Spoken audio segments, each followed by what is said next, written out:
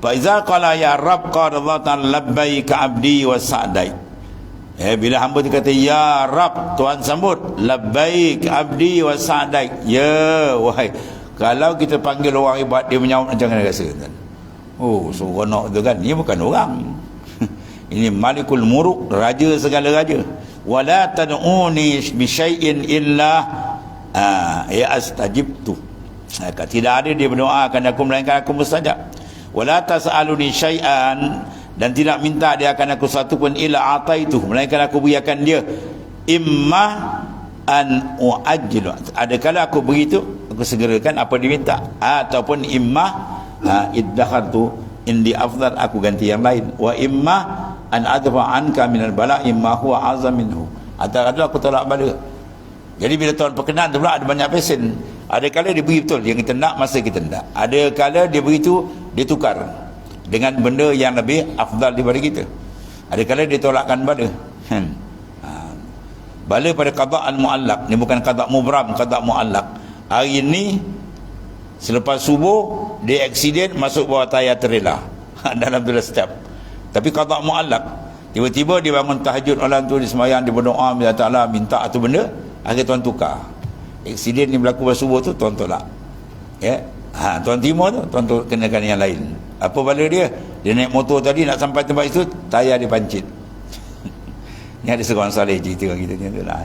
Saya berasa sangat berasa tu. Ya. Arwah Ustaz Mak Yamin. Ustaz Mak Yamin tu ada cerita tu. Saya bawa motor tiba-tiba ke lepas tu pum tayar pancit, tengok depan tu aksiden. Ni makna dia gitu. Ya. Dia nampak perhati balik, ni makna dia. Maknanya apa? Tuan terik kat sini, dia bagi kita bala, nampak bala tayar pancit, padahal depan tu lagi tak. Pada qada' al-mu'allaq mana dia duduk bawah trailer. Ya, tapi bila dia berdoa, Tuhan beri sikit bala dia tayar pancit, maka dia selamat daripada bala besar. Itu cara Allah Ta'ala menerima. Yang penting bagi kita apa? Minta, yakin, serah. Dah. Sifat kita. Minta dengan penuh keyakinan, Tuhan mustajabkan doa setelah kita jaga syarat, kemudian taslim. Serah dia nak beri mana, pilihan dia lebih baik ke atau pilihan kita. Sementara pilihan dia lebih baik kan. Dia kalau semua minta nak dapat tu tufuliyah.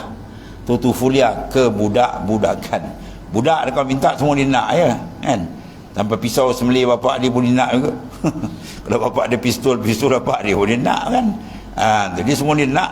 Jadi ibu tadi takkan bagi kan. Ya, mak dia atau bapak takkan bagi benda yang tak sesuai dengan dia yang diminta tu. Jadi dia tak bagi tu, dia alih ganti benda lain. Dia bagi pisau mainan ke atau sebagainya. Itu terbaik untuk dia, tidak membahayakan dia. Kalau kita minta tak ada bertapis. Dengan iman kita nipis, kemudian minta ya Allah jadi aku korporat besar. Korporat, kalau tak korporat pun memusing. Kalau jadi korporat tak jadi apa, suruh masjid pun tak kenal. Contohnya lah, dia Tuhan tak bagi, Tuhan bagi lain. Itu makna masalah yang telah disusun oleh Ta'ala. Yang penting bagi kita yang jahil, yang bodoh ni, serah. Ya, taslim. Ya, apa yang kita minta, kita minta serah ke Tuhan pada waktu fi waqtil ladzi yurid la fil waqtil ladzi turid.